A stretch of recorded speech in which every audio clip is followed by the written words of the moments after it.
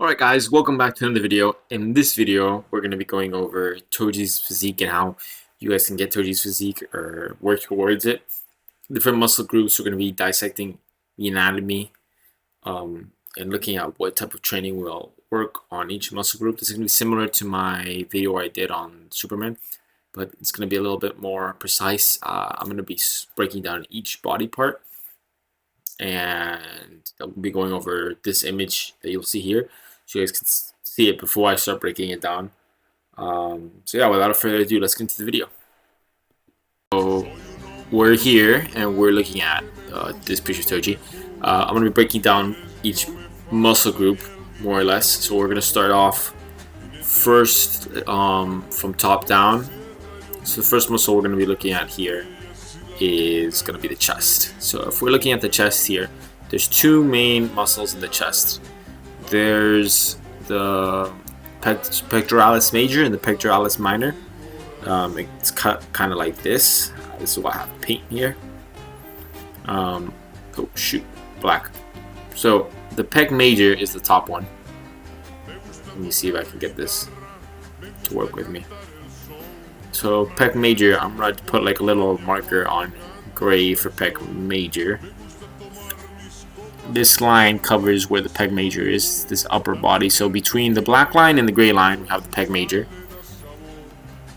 Between this, so I'm going to make it a little darker. And between this lighter line, we have the pec minor. Pec minor is kind of like this lower area.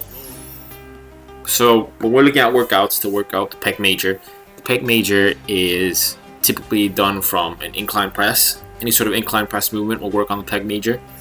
Pec majors are typically much more visible than the pec minor, but if you only train pec major, then you're not going to have that nice round circular look at the bottom of your chest. But you need to train pec major. Probably I'd recommend train a little bit more than your pec minor, because if you only train pec minor, you're not going to have a big size in your chest. It's just going to look kind of tiny, and also when you're wearing clothes, it's just not going to look good. So I'd focus more on pec major than pec minor. Pec minor you do from any lower movements on the body, so I do any movements where I'm pushing from lower sections of my body. So think about push-ups. Push-ups would be training more pec minor, especially if you're pushing closer down to where your hips are. Regular bench or decline bench would train pec minor, and that's pretty much it for the pecs. So when we're moving on, Toji's, I'm not going to be covering most of his back muscles. I'm mainly going to be covering the front side of his body. This is all I can see, and I looked for pictures. He doesn't have too many back pictures where he's wearing a shirt, or he's not wearing a shirt, so it's kind of hard to really dissect it. So mostly looking at the front. So if we're looking at after that, we're going down throughout his body, we end up at the deltoids. So the deltoids are divided into three subsections. Here we only see the front and the side delt, so let's cut it up here with another black line. This is pretty much the front delt, and this here, actually, let me do a different color for this.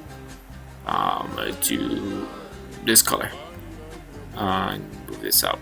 So this here is the division between the front delt and the side delt. Side delt has that extra little bump, it creates width. You also have the rear delt. The rear delt is the tiniest muscle. It gives you width from the side, so if someone's staring at you this way, you'd see the rear delt. I'm not covering it mainly because you can't really see it in this picture, but it creates a little bit thicker, the thicker delt or thicker shoulder. We're looking at it from this way, but most people are going to be looking at you face on. So really, the side delt is probably the main delt you want to be training. Most people overtrain the front delt. The front delt's done by all sorts of pushing movements, and pushing movement really works on the front delt. And side delt's trained usually by doing these delt raises or doing straight up. So like when you're doing handstand push-ups, then you're training your side delt. But you have to be training straight up, like a shoulder press like this, or like a military press isn't really gonna train your side delt nearly as well as it would be training more your chest. It's kind of misguiding the shoulder press because it sounds like you're training more your shoulder, but really you're training more your chest. So this is the division here between these two muscles. I recommend try to focus more on the side delt, since the side delt creates that width, and you really want nice wide upper body. And that also goes with the trapeze muscles. We have the trapezoid, traps. If I can get this coloring thing to work and stop changing the color of that line and create another line, I'm gonna do this one orange. Kind of skip this one. This is the trap muscle. The trap muscle makes you look a little bigger. Creates an added width to your neck, which you can also. There's a bunch of muscles in the neck. There's the omohyoid muscles that go through the sides of your neck that create this kind of you can see along here. It's called, this kind of has like a weird name, like omohyoid. I don't know how to say it. Oh shoot, let me do this. Starts with an O. And if I go here, I'll say it's green. This is the muscle that I'm talking about. It probably is the most, if not one of the most important muscles on your neck if you want to get thick neck muscles.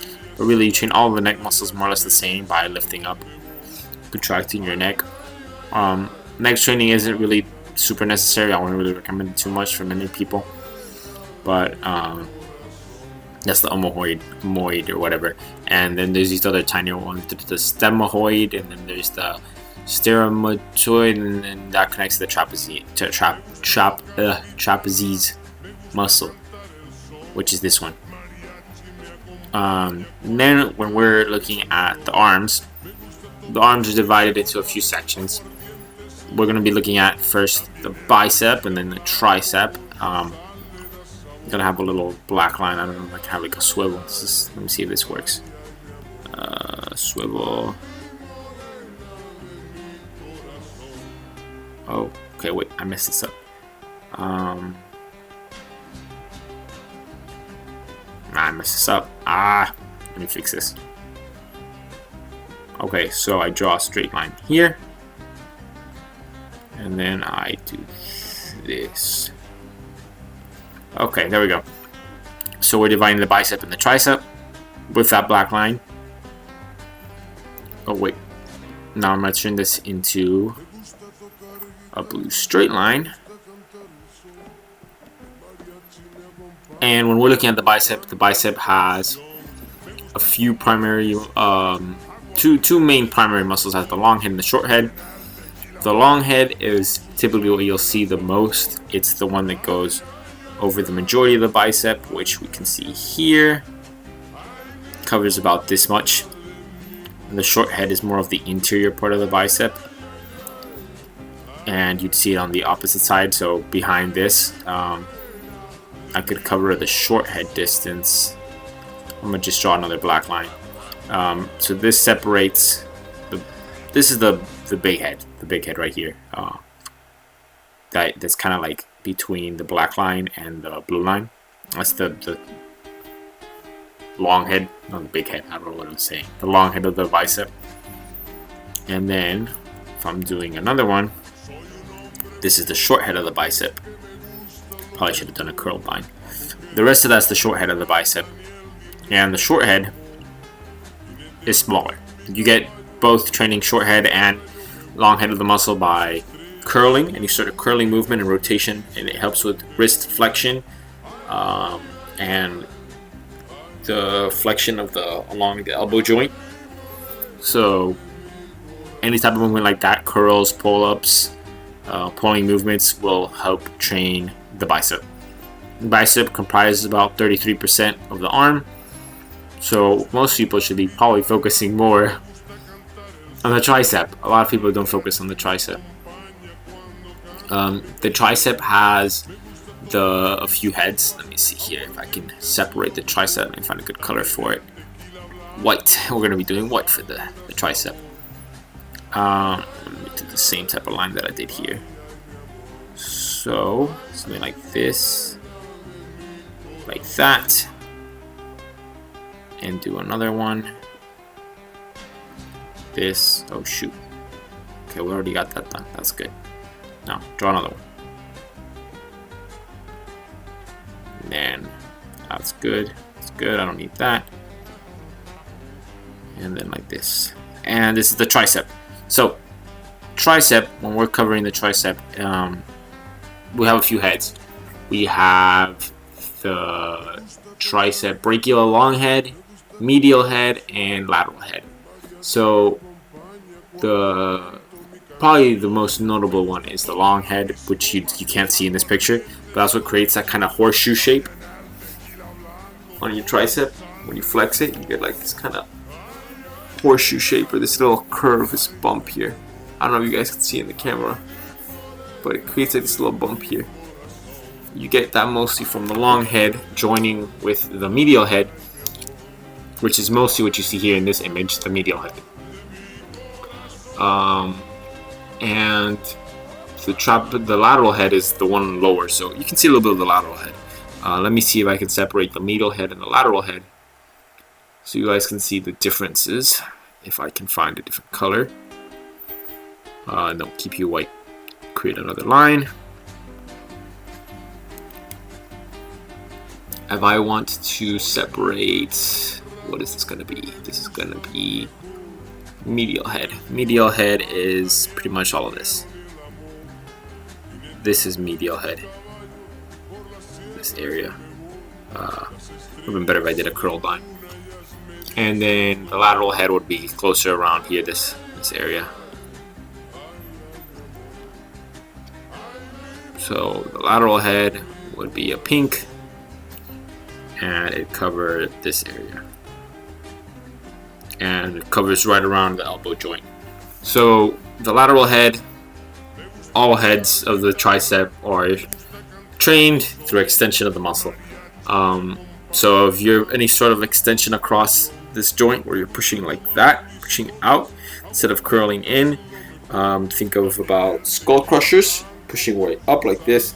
Push-ups work on it. Cable poles work on it too. They all work on the tricep muscles, all three heads. Now when we're breaking down the next part, we're breaking out the forearms. Forearms have a few muscles. I'm really trying to focus mainly on the muscles that you see in the front, and the most important one, which you can see very clearly here, is the brachioradialis. Shoot, what color was that before? It was pink. Brachioradialis. Let's cover this one. Yes. There, you're pink right now, but you're not going to be pink when I'm done here. So, golden. Okay. This right here is the brachioradialis, and I'm going to use another black line around it to help with the separation.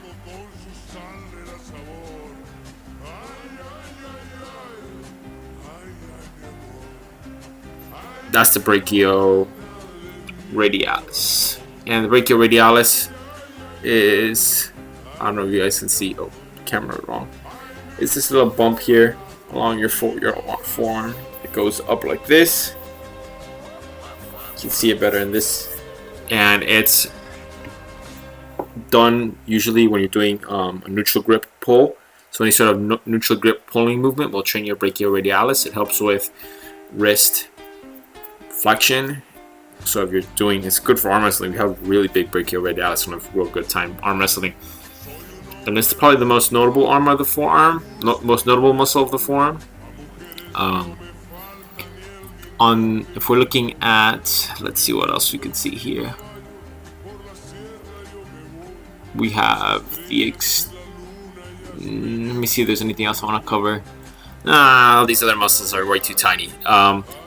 Imagine that there's like 8 or 9 other tiny muscles that are all comprised here on this other side of the forearm and under the forearm, but those muscles are way too tiny for me to break them all down, and they're all mainly related to wrist, any sort of wrist movement, wrist flexion, wrist rotation. So anything that puts pressure on your wrist, where you're carrying weight and tension to your wrists, will train those types of muscles on your forearm. Now, when we're looking at the abs, we really only have the end, as we're getting closer to the end of the video, guys.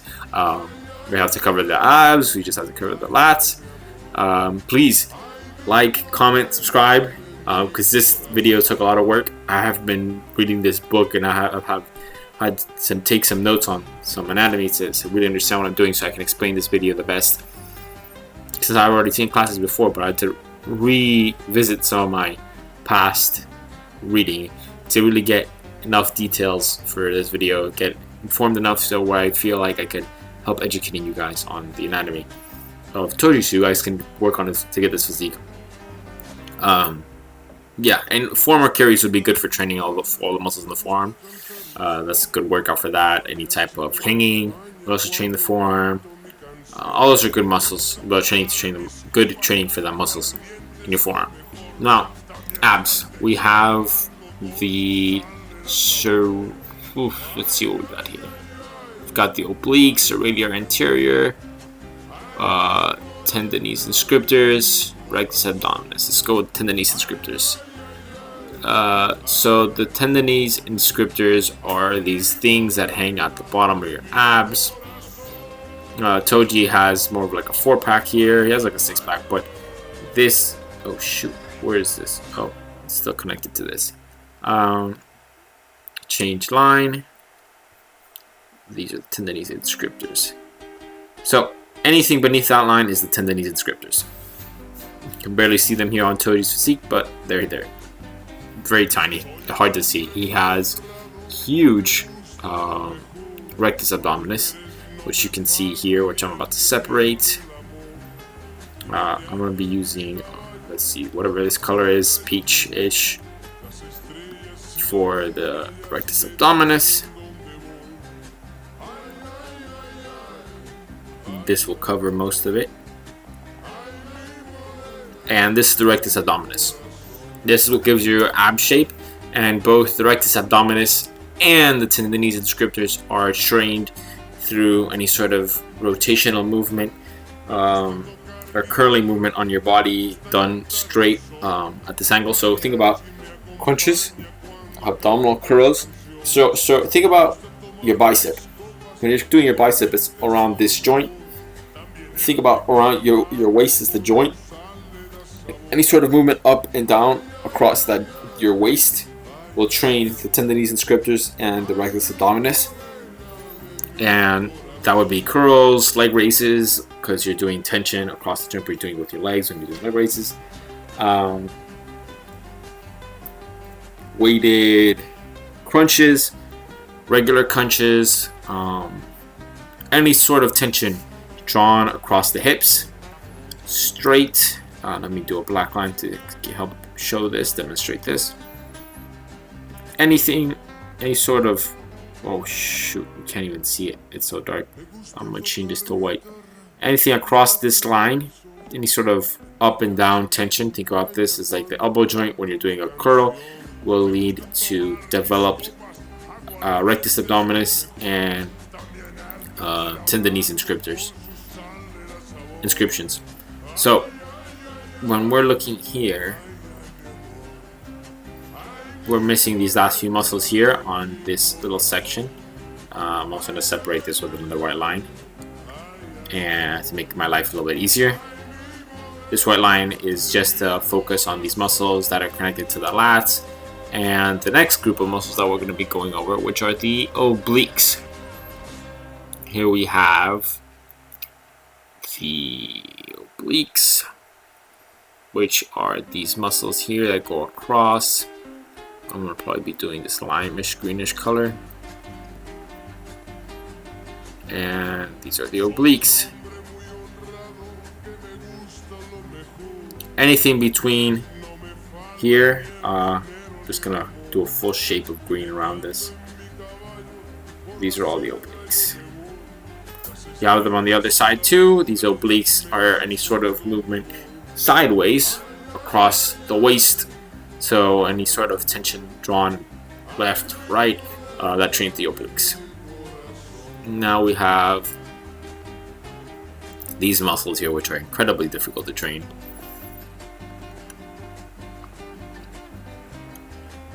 The serratus interior or exterior. What was it? Interior.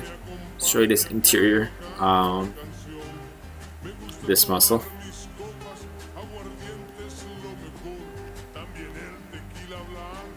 which goes here. Very tiny muscle, but also very difficult to train. This is from rotational movements, any rotational movements. So moving like this would train the serratus interiors. Also train your abs and your obliques. That's the only way you could train them. You won't get a lot of training out of them by doing any movement like this, where you're going like this, or you're going like this, where you're training the abductors, the abdominis, and these are abdominis and inscriptions. This is where you'd be training the what's it called again? The obliques, when you're moving like this, and serratus is turning, so any sort of turning movement. And then here we have the lats that are kind of hidden. Let's see if I could. This guy's just so muscular. His muscles hide his other muscles. Behind the interior, you'd see the lats. The lats are kind of hidden here. If I could get a different type of line, and let me move that back. I don't need that line there.